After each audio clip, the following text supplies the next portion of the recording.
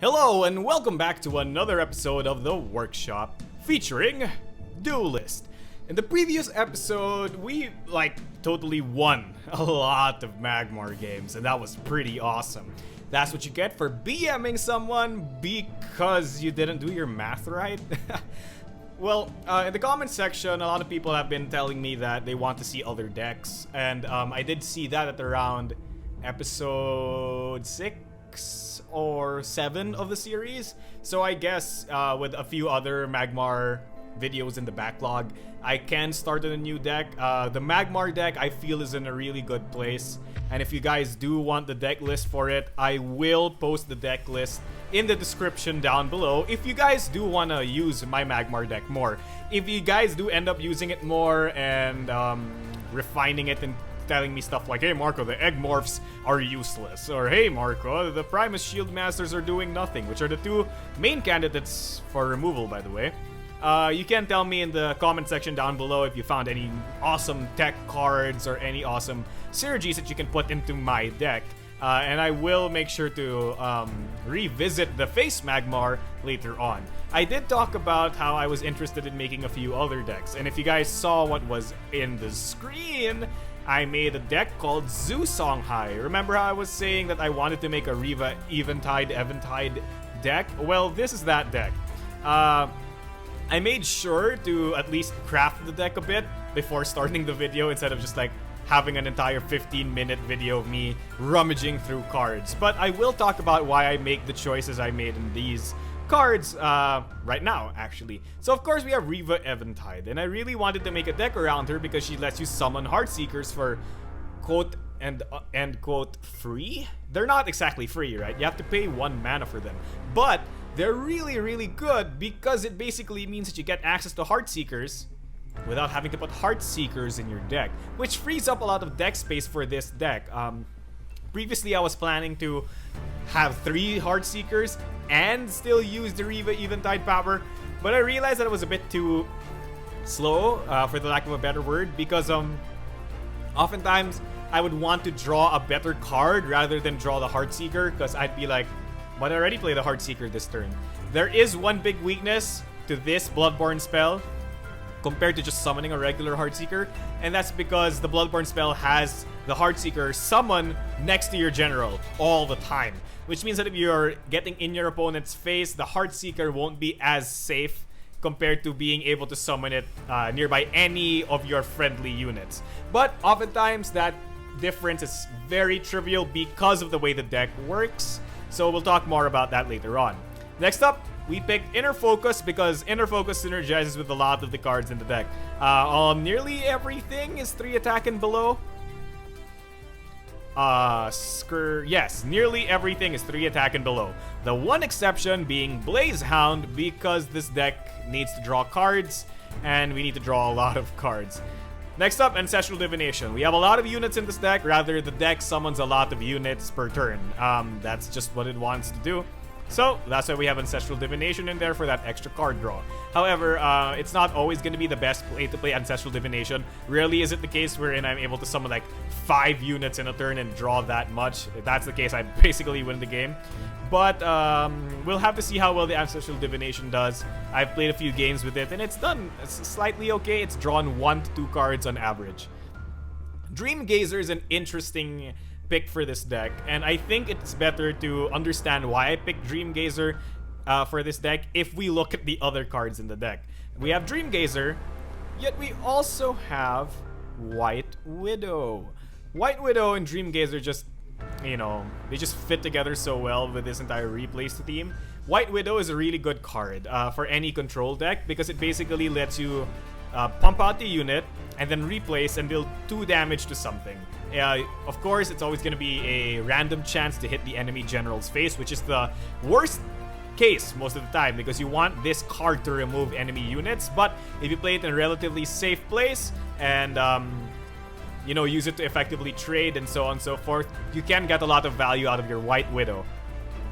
So with that in mind, this Dream Gazer gets to be repeatedly replaced a lot. And remember that theme of the deck I was talking to you about, which is to buff the cards? Well, oftentimes we're just gonna need this 1 Killing Edge buff, and that's more than enough to basically gain a lot of value and kill the opponent. Next up is Jaxi. It's the same thing. This is basically extra Heart Seekers that are attached to a 1/1 body. They're really good for getting objectives on the map, specifically mana springs, because opponents don't like killing Jaxis because they prefer the Jaxis over the mini Jaxes. Next up is Maw. Maw is a really good card because it basically lets you deal 2 damage to a nearby enemy minion, which is quite powerful if we're trying to get that extra reach. Songhai is not really known for removal, and sometimes I need to remove that one specific crucial unit from my opponent's side, and Maw does help out with that a lot. It's especially useful compared to Primus Fist because this doesn't need a minion that can attack in order to benefit from it, so there's that. Next up is Phoenix Fires. These things do everything. They're face damage, they're removal. It's really good if you want to top off your curve, or if you just have extra mana laying about, just hit the opponent's face or remove a minion, so on and so forth. I'm not afraid to cast a lot of Phoenix Fires in the game, mostly because I do have Lantern Foxes in the deck, which we'll talk about later on. Primus Fist. This deck has a lot of creatures. We can buff them, and they let us either trade into opponent's face or trade with enemies' bigger minions. Tuskboar. I usually run 3 of these in most of my Songhai decks, but ever since the nerf, I feel like we're not getting as many trades as we want to. Tuskboars, 2 obs, are pretty okay. Most of the times you don't want all 3 Tuskboars because, again, their impact is way lower compared to when they had 3 attack. However, they're really good with all the buff cards we have, like the Primus Fists and the Killing Edges, if we need that extra reach to kill. And of course, they also synergize with our Inner Focus and Ancestral Divination, so on and so forth. Blazehound, we talked about this card. It's just a really solid minion that lets you draw a card. Oftentimes, the extra card the opponent draws doesn't matter because, again, we're playing a lot of cards. Our curve is very low, as you can see up here. Next up is Gorehorns. Gorehorns are removal. That's what they are, and they're also bait. Opponents, I don't know, maybe it's like a mentality that people have gained over the years or over the months of playing Duelyst, but they just want to remove Gorehorns a lot. So you can draw a lot of damage to a Gorehorn. Excuse me about that. And if the Gorehorn does survive, you usually get it to trade with a lot of enemy minions. Killing Edge. Killing Edge is the crux of this deck, I think. It synergizes with almost everything in the deck because you can buff them and deal more damage to the thing you want to kill. And of course, if you end up using Killing Edge on your Heartseekers, you could just get so much value and you can remove so many things. Lantern Fox is amazing because it's a good body and it's card draw, right? It basically draws you into Phoenix Fires, and Phoenix Fires aren't necessarily the best spell in the game, but if you are a deck like this, which is Zoo Songhai, you can easily use a Lantern Fox to either fuel yourself for more removal, which is usually the case since this is a control deck, like typical Zoo in Hearthstone, or you can use it to get Phoenix Fires to go face. That's pretty much it. Saber Spine Tigers, why only 2? Because we already have Pumbas, we already have Tuskboars. So Saber Spine Tigers are just there for aka extra Tuskboars, but the thing about them is that they have 3 attacks, so they get to remove more units and deal more damage to the enemy general at the cost of 1 mana, but that's fine. Sword of Mechazor basically is a frenzy removal unit. You pair this up with Inner Focus in order to get a lot of value. In that way, it acts a lot like Gorehorn, right? So if Sword of Mechazor just stays on the board and you get to do something, you whammo into the opponent and you remove like 2 units, a unit, and then hit them in the face. All in all, it's a very value card, especially in Songhai. It even fits the color theme. Twin Strike is a weird card in this deck, okay? So basically this slot is, I don't know. I could put a Saber Spine Seal, a Mist Dragon Seal, or any number of seals instead of the Twin Strike. I'm not sure, I'm just not quite sure what to do with Twin Strike just yet, but we'll see. That's the point of this series, wherein I, get my deck and try to improve upon it as we play through games. White Widow, we already talked about this. It's quite powerful, trades a lot. Trades with a good amount of units, lets you remove a good amount of units, and of course synergizes with Inner Focus. And finally, Spiral Technique. Spiral Technique was nerfed. It used to be 7 mana, which made it amazing, because most aggro decks would end by 6 mana, and if they did not, they needed an extra push, and that 7 mana cost was very good in making sure that you finished off your opponent.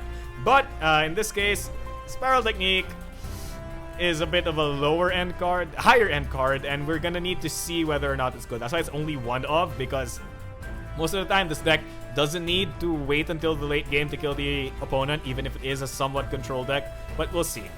So that's Zhu Songhai, and let's see how it goes. I'm not sure. I don't have a good feel for this deck yet. I mean, I did play an old version before where it was quite successful. Oh, we're up against a Vath Magmar. Let's see our starting plays. We don't need card draw this early because we have this. So here's the game plan. We mulligan this, hopefully for something, maybe a more sturdy 2-drop, but this one's a really good 2-drop to drop, especially now that Magmar no longer has mana burn. Oh, this is an amazing hand. So next turn we're gonna have a lot of plays. So let's talk about the possible plays. We can do this in order to trade with a minion he summons, or just hit him in the face. We can also do this to just summon a card and draw. Or, of course, we can also do Lantern Fox in order to be able to trade with whatever he summons and then use an Inner Focus. But aside from that, I guess we can end the turn. Do we need to replace anything? Well, I guess I think we're gonna run out of cards really fast. I tend to run out of cards really fast with this deck, and here we go. That's the Killing Edge. So this can trade, and we can summon our mini Jaxi. No other 2-drop? Fingers crossed. Nope. He has another 2-drop.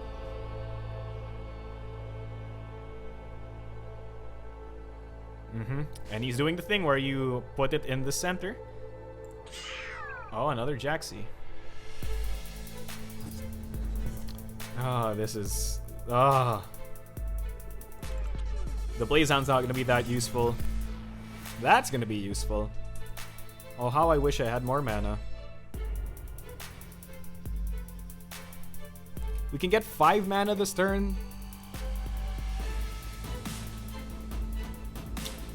Man, I hate sticky minions so much. This is the problem with this deck, is that it can't handle sticky minions very well.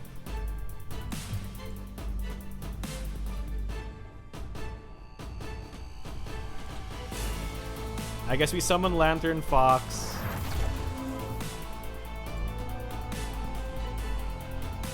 Oh, we can convert this into a Phoenix Fire, essentially. But we can just wait until next turn. There's no rush. It's important that I Phoenix Fire this. So you're gonna be like, Marco, why don't you Phoenix Fire this? Because I have no way of removing this. Remember, that positioning makes it very hard to do. So we do this. That might seem really weird, Phoenix Firing a 1-1, but remember that this is basically like 2 Phoenix Fires. Oh, there's a Spiral Technique. Okay, so I'm not sure whether or not I should hold on to this, but I do believe that I will hold on to it. Because not only is it a face damage, it can remove a big minion if I need it. And I'm not sure whether or not the opponent general is using the late game Elder Va'ath deck. So we'll have to see. Ooh, the music ended. Oh, that's much better. More chill music. He seems to be retreating. I guess he doesn't want to fuel me with Lantern Foxes. That's quite an interesting play. Maybe I should have traded my Jaxi last turn. Oh, the Greater Fortitude. Okay. So this isn't 2 Phoenix Fires anymore. It's only 1. That's a sad day for me. Anyway. What's he summoning? A Healing Mystic. Oh, snap. But this is the beauty of having a lot of good minions. Or rather, having a lot of good plays. So obviously the play is going to be to play Arcane Heart here. Not here. Because here's the thing. If he wants to kill my Heartseeker, he has to work for it by moving his minions into bad positions. So you're going to have to work for it here. So, okay, here's the play. Arcane Heart here. Move my General here. Play Gorehorn here. Inner Focus it here. Trade with this. Trade with the egg. Okay?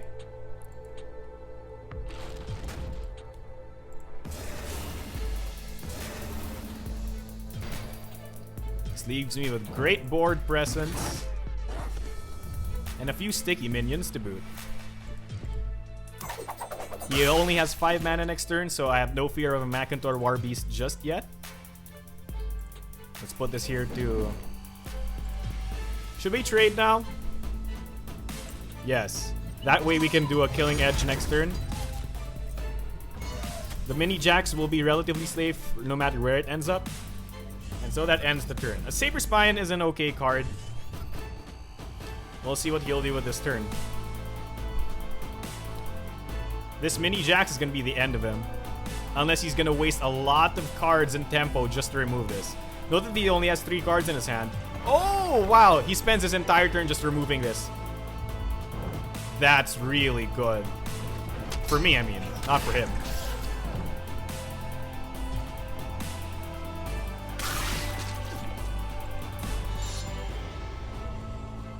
There's a lot of ways to deal with this.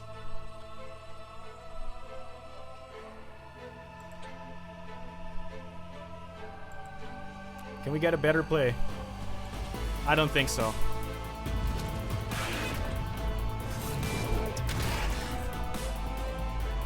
We start going face. Well, let's trade with this. See, I see my own game plan is being used against me, right? Okay, this is good. Okay, this is bad. Inner Focus isn't really good if I don't have a minion to Inner Focus in the first place. Saber Spine Tiger is not a minion that you want to Inner Focus, because even if it does have 3 attack, it'll die the first hit anyway. So the extra hit doesn't matter a lot.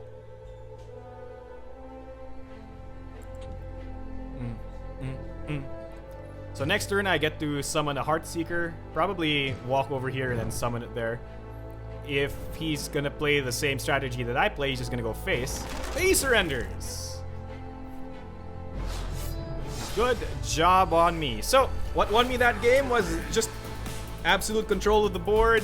And I think what really won me that game was my ever amazing Gorehorn. My enemy general just spent his entire 5 mana turn removing a 3 mana card. It's that simple. Oh, snap. Okay, I really hate this general because her general hero power counters my general hero power. It's that simple. Spiral Technique. We're gonna have to go really aggro. So I think Spiral Technique gonna be the right play to go. We keep Spiral Technique, as weird as that sounds. And we keep Phoenix Fire.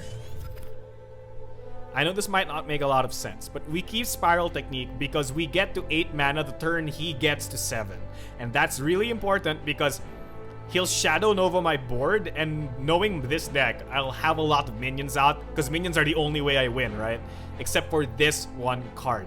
This can serve as a really good ace up my sleeve should my opponent get a really good Shadow Nova off. Knowing that this is Kasiva, I will try my absolute best to deny him every single Heartseeker. AKA, I will never play a Heartseeker this entire game. I'm sorry about that, but we just can't afford it. He just gains so much on us if he does that. Not only does he remove the unit, he also gains Shadow Creep, which is essentially damage for him in the late game. We don't want that. He's taking a while though. If he summons an important unit, this is the play. Otherwise, it's gonna be Lantern Fox almost like 100% of the time. Oh, I hate it when they have turn 1 plays.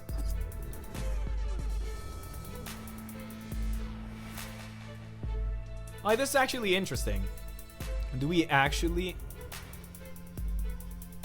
Is this an important unit? Oh... What does Abyssian gain access to on 4 mana? Not a lot, but I guess denying him the mana is good enough. We gotta slow his roll. Okay. Whatever unit he summons can easily be traded in.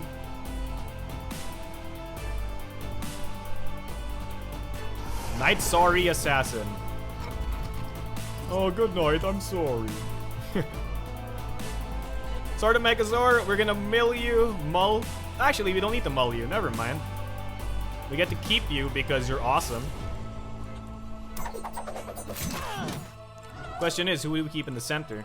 Obviously, we keep Lantern Fox in the center because we want it to fight more often. Remember, this is no longer permanent, so I can summon it in that space without fearing any lost value. Sword of Megazords are really good, but they're kind of bad if we can't do jack with them without our inner focuses, inner foci. An Ephemeral Shroud. Wow, he just doesn't want to. He just doesn't want me to draw cards, does he? And a Spectral Blade. Oh no, this is really bad.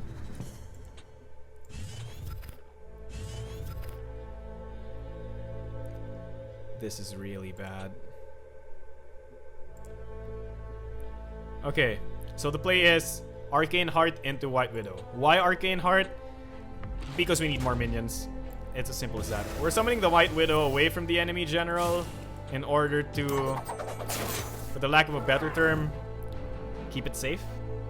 I guess that's like the perfect explanation to that anyway.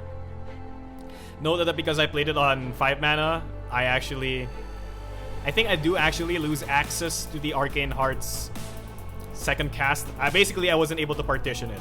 Man, Spectral Blade is so good. Oh man, I'm so angry. Yes! Well, he doesn't get to remove anything but my face. He's obviously gonna scar that. Like, that's 100% guarantee. But if that stops his drop, it stops his drop.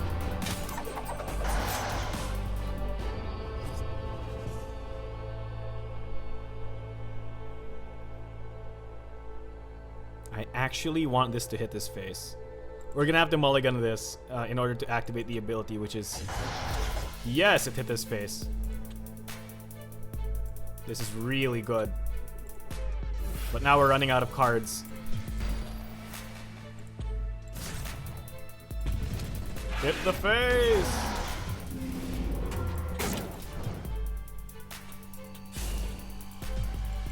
We're not gonna do this because he's gonna get an Arcane Heart next turn. I want him to waste his attack on this, so let's not do that. Another White Widow. If only I could play 2 of you.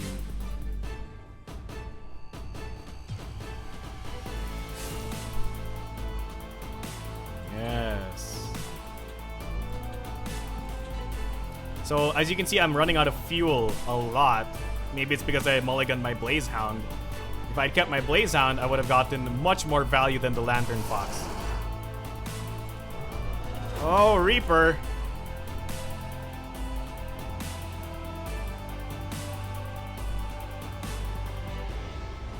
I really hate Reaper of the Nine Moons. He's such a good card.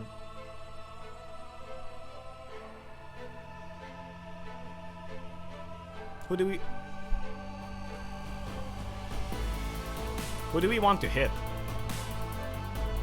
If only we could teleport to. If only I was Kalio's son. Maybe I guess that's the power of Kalio's son's ability, right?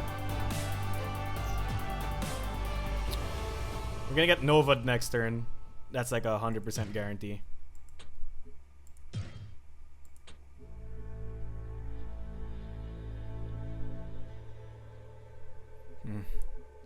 I guess we White Widow here. So we're not going to activate the White Widow abilities just yet. We're going to do this. Trade both. Arcane Heart here while the animations are going. See who drops. My sword? Ugh. That sucks. Do this. So, notice all of this positioning finagling I did? This denies him the most amount of Shadow Nova value. He has to either Shadow Nova... He has to either... He can Shadow Nova these two, or one of these two. That's it. Sorry about the dogs. Once again, I have dogs. They're dogs. What are you gonna do?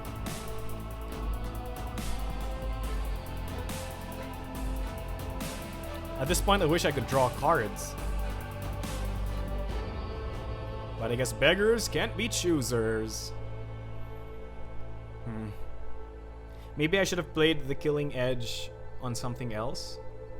Who knows? He's very likely gonna Abyssal Scar this, unless he DC'd. Shadow Nova. It's a Shadow Nova. Knew it!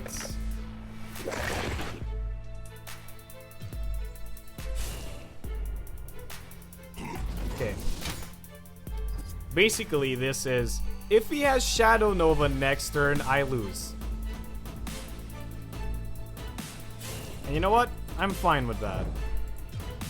It would be a game well played, I guess. But otherwise, you Killing Edge this and kill him next turn.